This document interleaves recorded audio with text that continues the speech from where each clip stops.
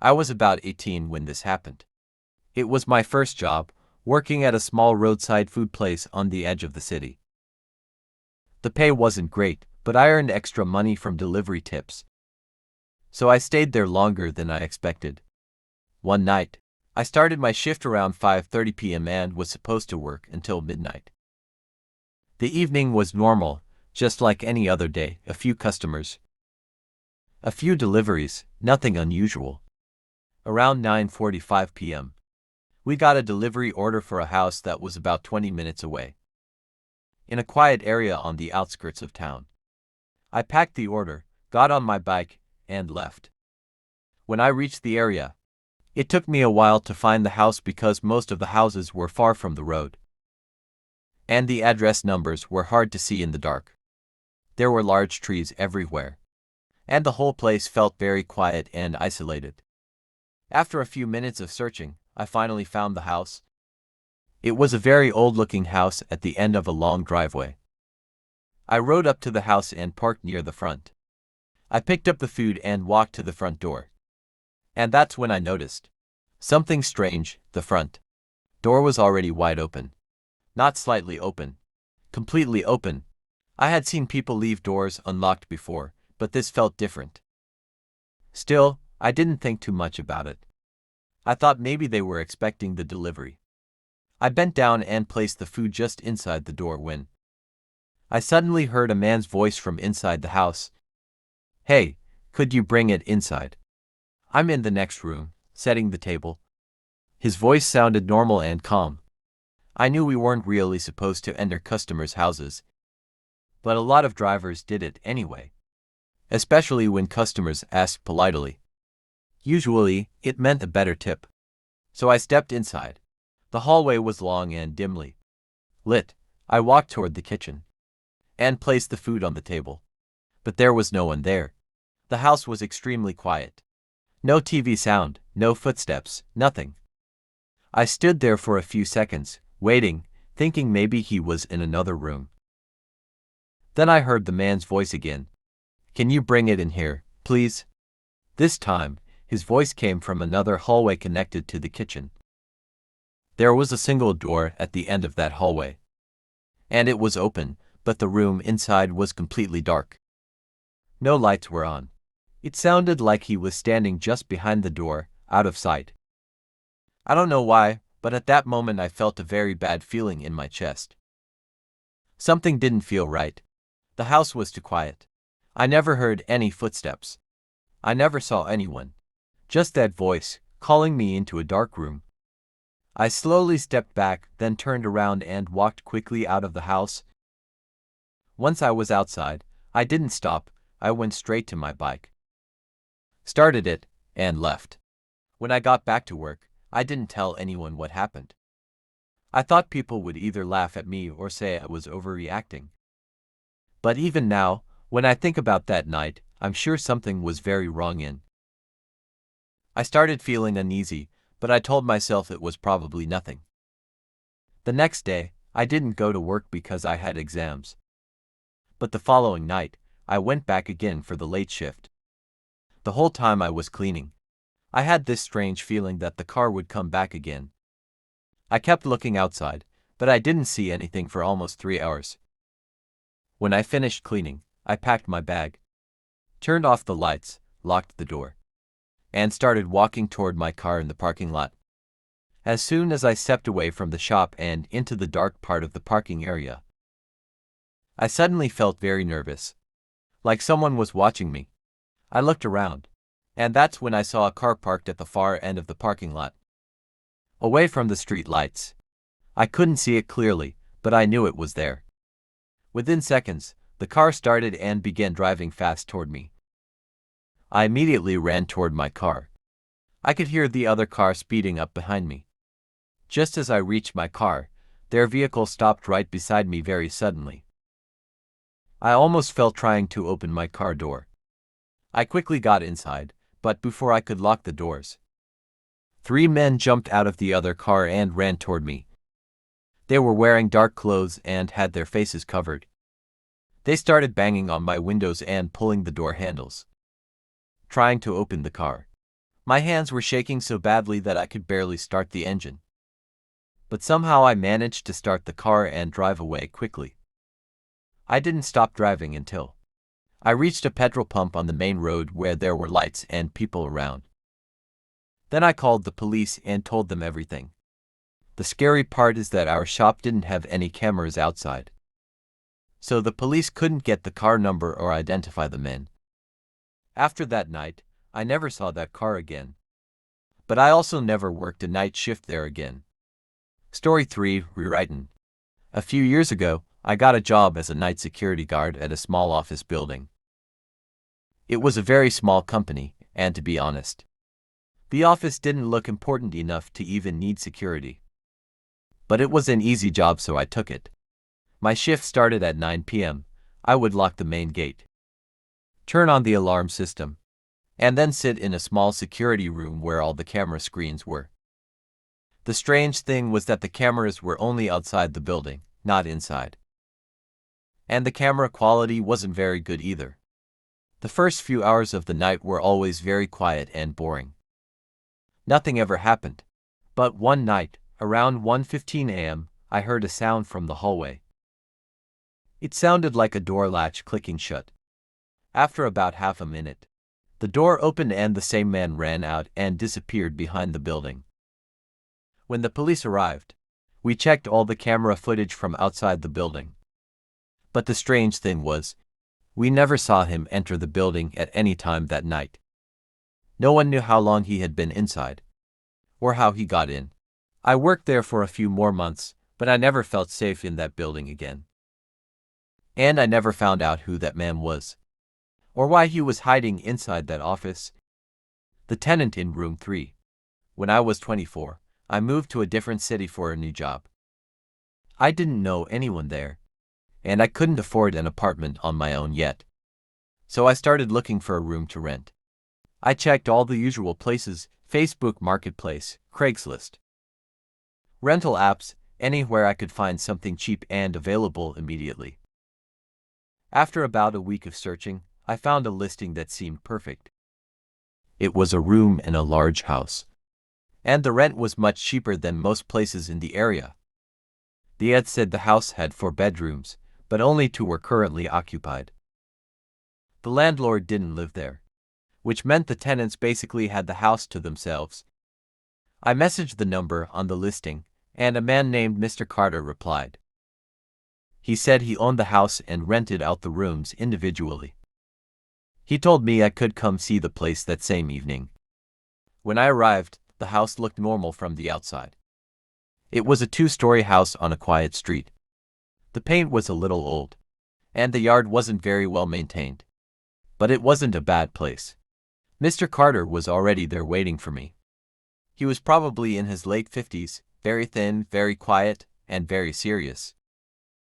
He didn't smile much. He shook my hand, but he didn't say much small talk like most landlords do. He showed me inside. The house was bigger than I expected. There was a living room, a kitchen, a dining area, and a long hallway with bedrooms on both sides. The floor creaked a lot when we walked. He showed me the room I would be renting, room 3. It was medium-sized, with a bed, a desk, a closet, and a small window facing the backyard. It looked fine to me. Nothing special, but good enough. Then he said something strange. He said, "There are a few rules in this house." I said, "Okay." He said, "Do not go into room 1. It is locked for storage. Do not go into the basement. If you hear noises at night, ignore them. Do not disturb the other tenant in room 4. I actually laughed a little when he said that last part. I thought he was joking. I said, "What do you mean, don't disturb them?" He looked at me very seriously and said, "He works at night. He sleeps during the day. He does not like to be disturbed." I said, "Okay. I understand." Then I asked, "Can I meet him?" Mr. Carter immediately said, "No, he prefers privacy." That was a little weird, but again, I really needed a place to stay. And the rent was cheap, so I agreed. I moved in 2 days later. The first week, the first few days were quiet. Very quiet. Too quiet. I never saw the person in room 4. Not once. But I knew someone was there, because sometimes I could hear a door open at night. Very slowly. Then footsteps in the hallway. Then the bathroom door closing. The footsteps were always slow. Not normal walking. More like someone trying to walk quietly. One night around 1:30 a.m. I was still awake watching something on my laptop when I heard footsteps stop. Slowly opened. And a man walked into my room. It was the tenant from room 4. He walked in very slowly, looked directly at the camera for a second, and then looked at me sleeping. Then he smiled. It was the worst smile I have ever seen in my life. Not a happy smile. Not a normal smile. It was the smile of someone who knew something I didn't. He walked over to my bed and just stood there, watching me sleep, for 10 minutes, just standing there, watching me. Then he left the room and closed the door. I immediately packed a bag. I didn't even pack everything. I just packed the most important things and left the house and went to a motel. The truth about room 3. The next day, I called Mr. Carter and told him everything. About the camera. About the videos. About the man from room 4 coming into my room at night. There was silence on the phone for a long time. Then Mr. Carter said something that I will never forget. He said, "You are not supposed to find the camera." I said, "What?" He said, "The last tenant in room 3 found it too." I asked, "What happened to him?" There was silence again. Then he said, "He moved out." But the way he said it sounded like a lie. I went to the police and showed them the videos. 2 days later, the police called me back. They told me they went to the house. The tenant from room 4 was gone. Room 1, the locked storage room, was opened by the police. Inside room 1, they found boxes. Inside the boxes were hundreds of DVDs and memory cards. Each one labeled Room 1, Room 2, Room 3, Room 4. Different years, different names, different people, all recorded inside that house. Some of the videos were just people sleeping. Some of the videos were people waking up and screaming. Some of the videos ended very suddenly. I asked the officer, "Where is the man from room 4? The officer said, "We're still looking for him." Then I asked, "Who is he?" The officer looked at me and said, "He's not a tenant. He's Mr. Carter's son." Final part. I moved to a different city after that. I never went back to that house. But about 6 months later, I received a package in the mail. There was no return address. Inside the package was a DVD. I didn't want to watch it, but I did. The video was recorded from a camera in a room. A room I didn't recognize. Then, after a few seconds, someone walked into the room and sat on the bed. It took me a few seconds to realize. The person in the video was me. It was my new apartment. The camera angle was from the top corner of the room, exactly where a smoke detector was installed. Then in the video, I saw myself lying down and turning off the light and going to sleep. About an hour later in the video, my bedroom door slowly opened, and someone walked into my room. The video ended there. The end. Stopped right outside my door. Then I heard something that made me uncomfortable. Someone slowly ran their fingers across my door. Very slowly, from top to bottom. I froze and stared at the door. Then I heard a very quiet voice from the other side. "New tenant." I didn't answer. I didn't move. After about a minute, the footsteps walked away. The next morning, I checked outside my door. There were scratch marks on the wood. Long, thin scratch marks. like someone had dragged something sharp across the door. I told myself maybe I was overreacting. The basement door. About a week after I moved in, I noticed the basement door was slightly open. I remembered the rule, do not go into the basement. But the door was open. I walked over and looked down the stairs. It was dark, and there was a strange smell coming from downstairs. Not a strong smell. Just a bad smell. Like something old. Like wet carpet and something rotten. I was about to close the door when I heard something from the basement. A noise. It sounded like a chair moving across the floor. I immediately closed the door and locked it. That night, I heard footsteps again. This time they stopped outside my door again. Then I heard whispering. But this time, I could hear the words. The voice whispered, I know you looked. I didn't sleep that night. The other tenant. A few days later, I finally saw the other tenant. I had woken up early for work, around 6 a.m., and I opened my door and almost ran into someone standing in the hallway. It was a man. Very thin, very pale. He had dark circles under his eyes like he hadn't slept in days.